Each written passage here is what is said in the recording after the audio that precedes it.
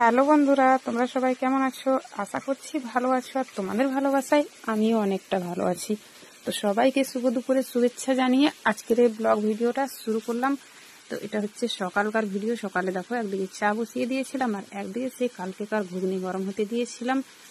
তো মেয়ে তো কালকে ফাস্টিং করেছিল, তো সকাল সকাল ও স্নান করে পুজো দিয়ে দিয়েছিল। তো মেয়েকে দেখো ঘুগনি আর লুচি খেতে দিচ্ছিলাম, কেননা দু ভাই বোনে স্কুল যাবে। তো মেয়ে তো সকালে কিছু না কিছু খেয়ে নেয়, আর আমার ছেলে তো খেতে চায় না সেরকম কিছু, ওকে সকালে চা চাই। তো দেখো চা আর বিস্কুট দিয়েছিলাম। আমার ছেলে মেয়ে কিন্তু লাল চাই খেতে পছন্দ করে, তা আমি সকালে কিন্তু লাল চাই করি। তো একদিকে ছেলে আর মেয়ে খাচ্ছিল, তো আমি ভাবলাম যে গ্রামের সবাই আমাকে প্রসাদ দিয়ে গেছে, সেই প্রসাদগুলো ঢেলে রেখে নিই, কেননা কাগজের মধ্যে আছে। তো আর এমনিতেই সকাল থেকে প্রচুর বৃষ্টি হচ্ছে আমাদের এদিকে, আর বৃষ্টির মধ্যে হাওয়া লেগে কিন্তু নষ্ট হয়ে যাবে। তো দেখো চিড়ে, নকুলদানা, প্যারা আর মালা প্রসাদ। তো এটা হচ্ছে শিবগাদি বাবা ধামের প্রসাদ। তো সবাই গ্রামের দিয়ে গেছে। এখন কিন্তু আরও অনেকজন আছে যারা কিছুজন শিবগাদি গেছে, আবার কিছুজন দেওঘর গেছে। তো আসলে আবার কিন্তু প্রসাদ দিয়ে যাবে। প্রত্যেকদিন কেউ না কেউ প্রসাদ দিয়ে যায়, কিন্তু এখন বাড়িতে প্রসাদের গাদা।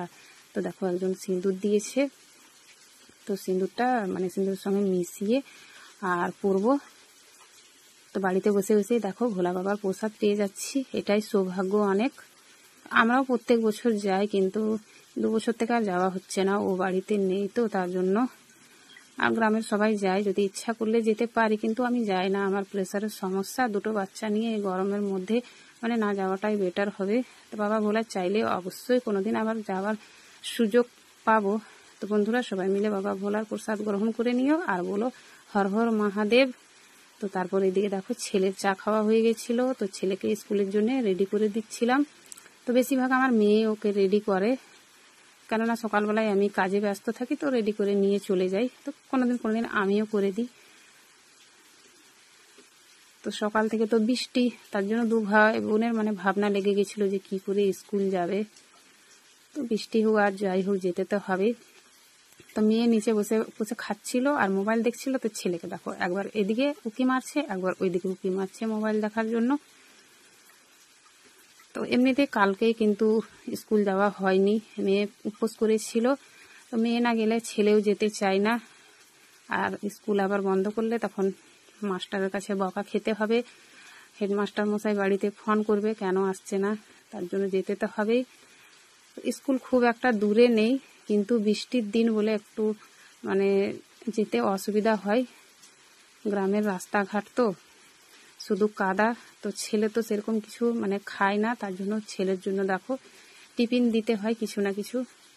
তো দেখো 2টো লুচি আর ঘুগনি ওর জন্য প্যাকিং করে দিচ্ছিলাম, কেননা বাড়িতে থাকলে বেশি খায়, আর টিফিনের মধ্যে বেশি দিলে কিন্তু স্কুলে নিয়ে যেয়ে নষ্ট করে, খেতে চায় না, তার জন্য বেশি দিইনি। আর ও সকালে বাড়িতে কিছু সেরকম খেতে চায় না, আর স্কুলে সেই দুপুরবেলা ভাত দেয়, তার জন্য কিছু না কিছু টিফিন তো দিতেই হবে।